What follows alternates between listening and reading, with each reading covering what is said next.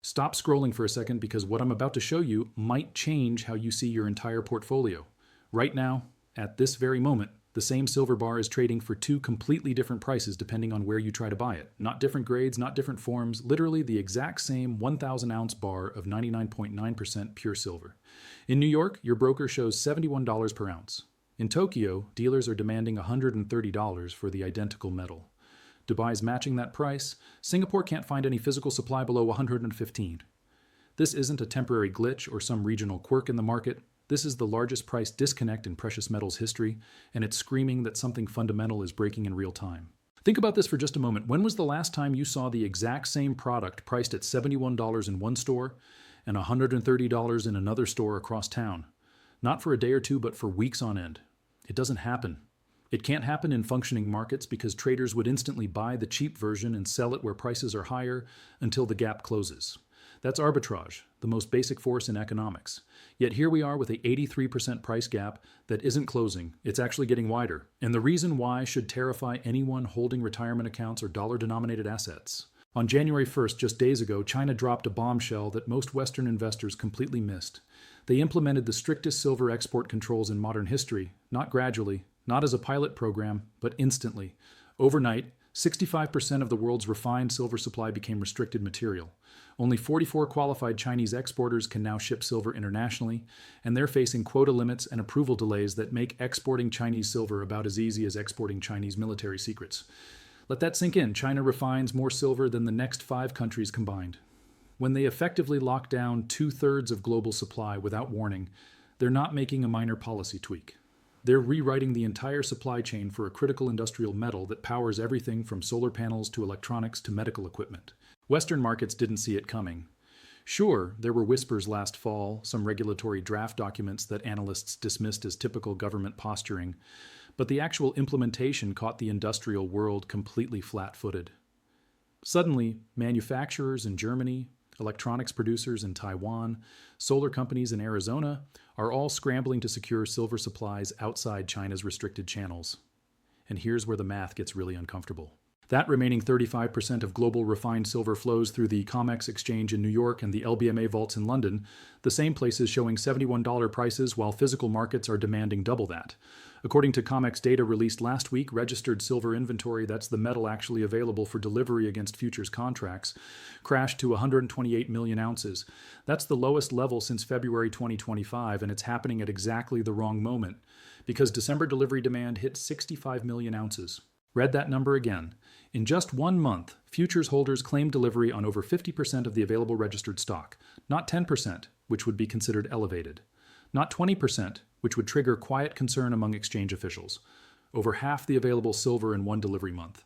Those delivery demands aren't coming from speculators looking to flip contracts for a quick profit. They're coming from industrial users who literally cannot source physical silver anywhere else, from Asian buyers willing to pay the Tokyo premium but settling for COMEX metal when nothing else is available, from refiners trying to capture the arbitrage between paper and physical markets before the gap closes or before something breaks entirely. Now here's the part that should make your stomach drop. When demand exceeds supply in physical markets, prices rise until either demand falls or supply increases. That's not ideology, that's the mathematical reality of scarcity that's governed commerce since humans started trading. But the paper silver market isn't responding that way. Prices on COMEX barely moved while registered inventory collapsed and delivery demand exploded. Why would prices stay flat when supply is vanishing and demand is surging? Either the futures market doesn't believe the physical shortage is real, or the futures market is structurally disconnected from physical reality. And based on what's happening in Tokyo, Dubai, and Singapore, we know exactly which explanation makes sense. Picture this scenario. You're an industrial manufacturer in Munich who needs 50 million ounces of silver over the next 6 months to keep your production lines running. You can't wait for COMEX delivery because your production schedule doesn't care about futures contract settlements. You can't source from China because of the new export restrictions. So you do what manufacturers have done for centuries when supply gets tight. You pay whatever the physical market demands. $130 an ounce, you pay it. $150, you pay it. Because the alternative is shutting down your factory, laying off workers, and watching competitors who secured supply eat your market share while you're idle. Now multiply that scenario by every solar manufacturer, every electronics producer, every medical device company, every industrial user worldwide facing the same supply crisis. They're all competing for the remaining 35% of global refined silver that isn't trapped behind China's export controls. And that COMEX registered inventory of 128 million ounces, that's less than 2 months of global industrial demand. It's a rounding error compared to the supply gap China's restrictions just created. Something has to give. Either COMEX prices surge to reflect physical reality and close the arbitrage gap, or the exchange implements cash settlements instead of physical delivery, or registered inventory somehow replenishes from sources nobody's identified yet. But here's what we know from commodity market history. When paper markets diverge from physical markets, the physical market always wins eventually. Always. Because you can't manufacture industrial products with futures contracts. You can't build solar panels with COMEX receipts. You need actual metal. The $71 COMEX price is living on borrowed time, sustained by a futures market that's increasingly disconnected from the physical supply crisis unfolding in real time. And this is where things get really interesting. While retail investors are watching their screens show $71, while analysts are publishing reports about modest price increases, JPMorgan Chase has been quietly positioning for something very different. They didn't become America's largest bank by making emotional decisions. They built their position through cold mathematical analysis of risk versus reward, by seeing market dislocations before competitors, and by acting decisively when the math makes sense. According to multiple regulatory filings and commodity market sources, JPMorgan has accumulated approximately 750 million ounces of physical silver. That's not futures contracts, not paper positions, actual metal sitting in vaults. At the same time, they systematically closed their short positions in the silver futures market, positions they'd held for years as part of their commodity trading operations. Why would the world's most sophisticated commodity traders exit profitable short positions while simultaneously accumulating 750 million ounces of physical metal? Here's the really explosive part. JPMorgan reportedly leased significant portions of their physical silver to Chinese institutions, primarily the Industrial and Commercial Bank of China. Silver leasing is common in the bullion market. Banks lend physical metal to industrial users or other institutions in exchange for a small interest rate, and the borrower agrees to return the metal by a specified date. But in early December, JPMorgan started recalling those leases. They're demanding physical return of silver they'd previously leased out, and they want it back in January. Not in 6 months, not when it's convenient, in January, right in the middle of this supply crisis. Think about the timing for a second. JPMorgan knew about China's export restrictions before they were implemented. They understood the supply implications better than almost anyone. They recognized that physical silver would become dramatically more scarce in Western markets. So they're recalling leased metal at exactly the moment when returning that metal becomes extraordinarily difficult for institutions like ICBC. Because ICBC can't just buy replacement silver on the open market in China anymore and ship it to JPMorgan's vaults in New York. That silver is now restricted material under the new export controls. The CME Group, which operates the COMEX exchange, has raised margin requirements on silver futures 8 consecutive times since December. They increased the initial margin from $13,400 to $19,000 per contract, a 41% increase in just over a month. Margin hikes are the exchange's primary tool for managing risk when they're worried about market volatility or delivery stress. When CME raises margins this aggressively, this consistently, they're sending a clear signal to market participants that something is seriously wrong. Compare this to previous commodity crises. During the 2011 silver spike, when prices hit nearly $50 per ounce, CME raised margins rapidly to cool speculative fervor. During the nickel short squeeze on the London Metal Exchange in 2022, exchanges implemented emergency measures when delivery obligations threatened market integrity. The current margin increases aren't happening because silver prices are spiking. COMEX prices have barely moved. They're happening because the exchange is looking at their registered inventory, looking at the delivery demands building up, looking at the physical market premiums in Asia, and recognizing they have a serious structural problem. Here's the mathematical reality that exchange officials are staring at right now. The open interest in silver futures represents claims on roughly 750 million ounces of silver. That's the total number of ounces that futures holders theoretically have the right to demand for physical delivery. Against that, COMEX has 128 million ounces of registered inventory available for delivery. Do the math, that's a leverage ratio of approximately 750 to 1. For every ounce of actual silver available, there are claims on about 750 ounces through the futures market. Now, normally that's not a problem because most futures traders never take physical delivery. They close their positions before expiration, roll contracts into future months, or settle in cash. The futures market functions as a price discovery mechanism and hedging tool, not primarily as a physical delivery system. But what happens when a significant percentage of futures holders actually demand physical metal? December saw 20% delivery demand against registered inventory. If that continues, if more futures holders start demanding actual metal instead of rolling contracts or accepting cash settlements, the exchange faces a mathematical impossibility. They literally cannot deliver physical silver against all potential claims. This is the equivalent of a fractional reserve bank run, but in commodities. Banks operate on the assumption that not all depositors will demand their money simultaneously.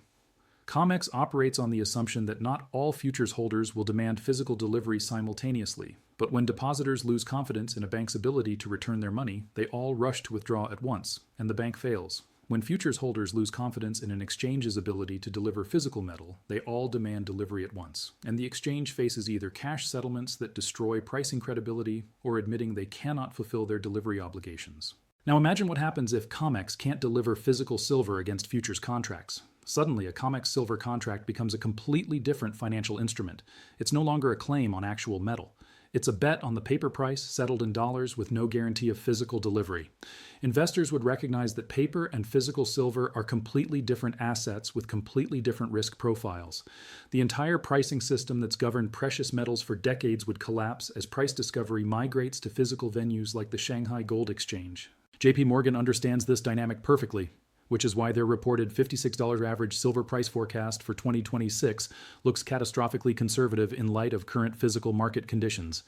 That $56 forecast assumes paper markets maintain pricing credibility, assumes China's export restrictions don't materially impact supply, assumes COMEX can continue delivering physical metal against futures contracts. But every single assumption underlying that forecast is being invalidated right now. Physical markets are already trading at $130. China's export controls are already restricting 65% of global refined supply. COMEX registered inventory is already showing delivery stress at current open interest levels. The structural silver deficit that's been building for 5 years, around 200 million ounces annually, just accelerated dramatically. China's export restrictions effectively remove 120 to 170 million ounces per year from Western markets permanently. Where does that supply come from now? Above-ground stockpiles get raided, recycling increases as higher prices make recovery economical, some industrial users substitute other materials where technically feasible, and prices rise potentially dramatically until demand destruction balances the reduced supply. But here's the mathematical reality that makes this situation so explosive. Industrial silver demand is highly inelastic. You can't build solar panels without silver paste. You can't manufacture semiconductors without silver conductors. You can't produce medical equipment without silver's antibacterial properties. Industries won't stop producing profitable products just because silver costs more. They'll pass those costs to consumers and keep buying silver at whatever price ensures supply. Investment demand is also inelastic once momentum shifts. When investors recognize that physical silver trades at substantial premiums to paper silver, when they understand that COMEX contracts might settle in cash rather than metal, when they see major institutions like JPMorgan holding massive physical positions, investment demand doesn't decline with higher prices. It accelerates. Fear of missing the repricing outweighs concerns about buying at elevated levels. According to Silver Institute projections, global industrial silver demand is expected to reach 650 million ounces in 2026. Total mine production, approximately 830 million ounces. Recycling might add another 170 million ounces. That's 1 billion ounces of supply against industrial demand alone of 650 million ounces. Sounds comfortable until you add investment demand, jewelry fabrication, and the reality that China's export restrictions remove 120 to 170 million ounces from Western supply calculations. Suddenly that comfortable surplus becomes a deficit again, the 6th consecutive year of structural undersupply. 6 years of deficits totaling over 1 billion ounces means every ounce of silver that entered the market as investment, every bar held in exchange vaults, every stockpile maintained by institutions has been slowly draining into irreversible industrial consumption. And now, at exactly the moment when those above-ground stockpiles have been depleted to critically low levels, China restricts new supply and delivery demands surge against remaining inventory. January 15, 2026 brings another catalyst into this already volatile equation. The Bloomberg Commodity Index rebalances on that date, forcing passive commodity funds to adjust their silver futures positions based on updated weighting calculations. Depending on the rebalancing algorithm, this could trigger substantial liquidation of silver futures, adding selling pressure to paper markets while physical markets continue trading at record premiums. If futures selling from index rebalancing drives, COMEX prices lower while Tokyo premiums hold or widen. The arbitrage gap expands even further. Smart money recognizes the disconnect and accelerates delivery demands. The pressure on registered inventory intensifies. The timeline to potential delivery failure shortens from months to weeks. This is the scenario JPMorgan positioned for when they accumulated 750 million ounces of physical silver while closing their paper shorts. This is why they're recalling leased metal in January rather than extending those arrangements. This is why the CME raised margins, despite prices showing no speculative bubble. Everyone with sophisticated commodity market analysis can see the same math, the same inventory data, the same supply crisis developing. The repricing isn't coming because traders are emotional or irrational. It's coming because mathematics demands it. You cannot maintain 750 to 1 leverage ratios indefinitely when 20% delivery demand exceeds available inventory. You cannot sustain $60 premiums between paper and physical markets when arbitrage opportunities are that obvious. You cannot restrict 65% of global supply without prices adjusting to reflect new scarcity. Tokyo's $130 price isn't an anomaly waiting to correct back to COMEX levels. It's the future of silver pricing once paper markets either admit their delivery limitations or lose relevance entirely. And when that repricing happens, when COMEX either matches physical market premiums or abandons price discovery to Shanghai's physical-backed contracts, every investment portfolio, every industrial budget, every futures position gets revalued based on physical silver's true scarcity. JPMorgan positioned for that repricing months ago. Chinese institutions positioned by securing export restrictions that guarantee domestic supply control.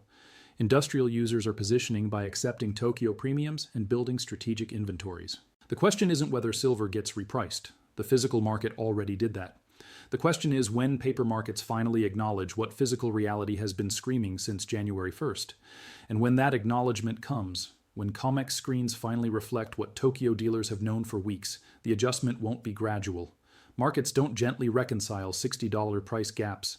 They snap violently, suddenly, in ways that reshape portfolios and rewrite commodity market structure overnight. The math is clear, the positioning is obvious, the timeline is shortening, and the largest disconnect in precious metals history is approaching its mathematical resolution.